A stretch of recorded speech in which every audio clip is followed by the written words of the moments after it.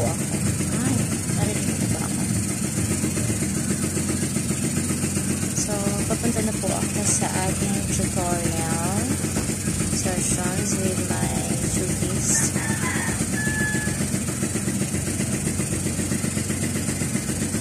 Sobrang init sa labas.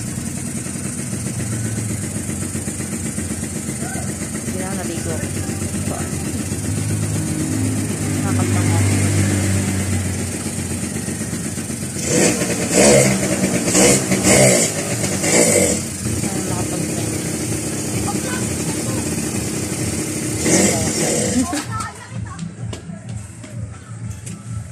So, yan. Face mask. Maraming module na yun.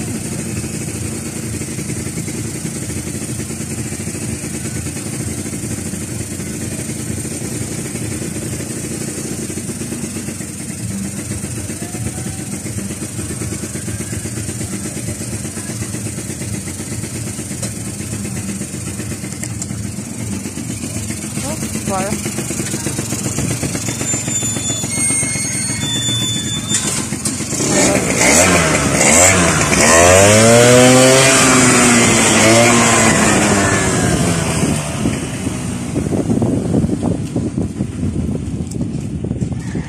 So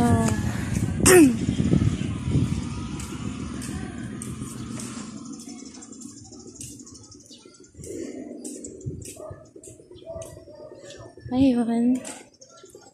Ito. Sobrang init oh. Grabe. Grabe, sobrang init, diba? Pero, sa kalam.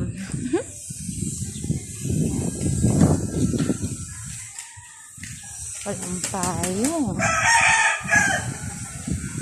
Malakas. So, yan. So, ang aking tuturuan ay nasa kabilang village pa. Pero hindi talaga sa village.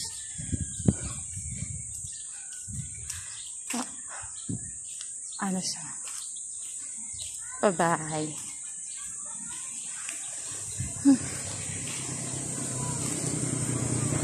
Grabe, pinagpampisan ako agad. Kakalabas ko lang. Ayan. Nagbilad ka ba naman sa araw? Ay,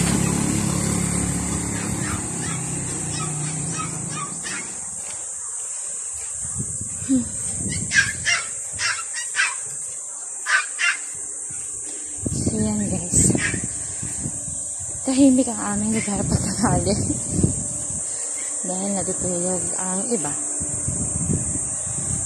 karamihan sa kanila. Pero ang ganda na, diba? Ang ganda na scenery. Ayan.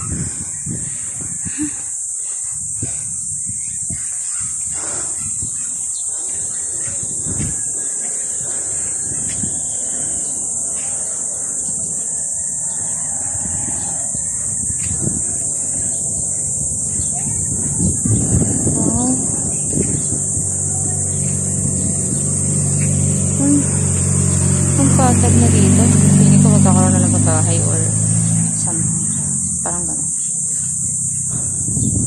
Ang patag na.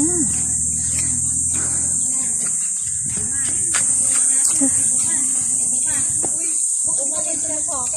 Tapos ito pa. Sabi niya may kubunin daw sa ang cute no, ng open sky. Ang sarap mag-meditate.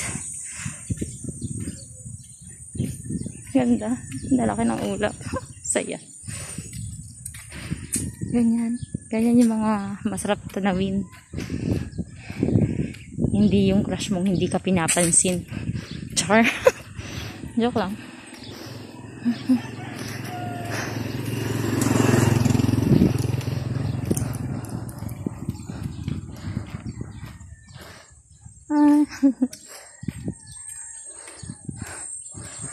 Okay. So, time check now is 1:10 in the afternoon. Kaya mainit talaga siya. Hindi na ako nagpatid sa motor ng kapatid ko kasi para makapagdaldal ako. Diba? Tsismosang nga eh. Charot.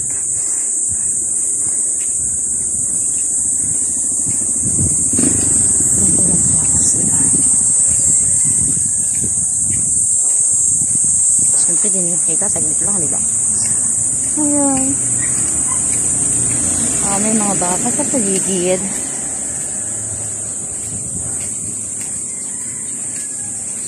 Probinsya pa kasi talaga itong lugar namin.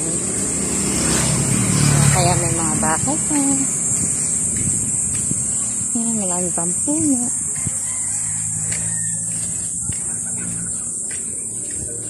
Ito oh. Yun ang mga baka. Hello. Hi. How are you?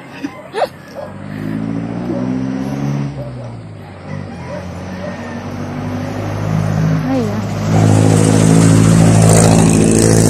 O, diba? Sana all mabilis. Charot.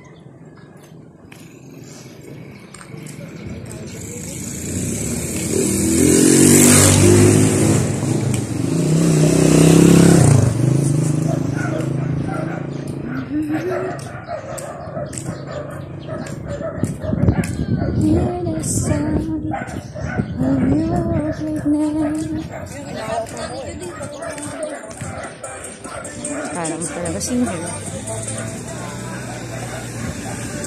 Ito na.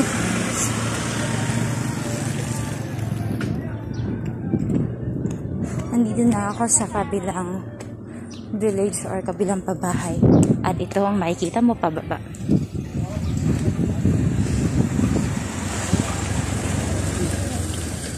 So, ayan. Ang daming bahay, diba? Mas malaki to kaysa dun sa tinitirahan namin. Lugar. Mas marami itong bahay dito.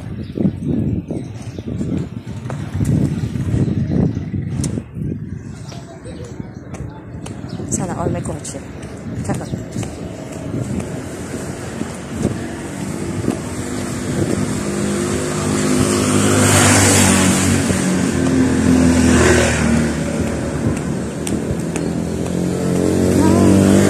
So, yun nga pala. So, yun nga, mag-tutor nga ako. At ang tuturuan ko ngayon, I think tatlo pa lang sila. Tatlo lang sila na may module today. As usual. Kasi yung iba, wala pang module.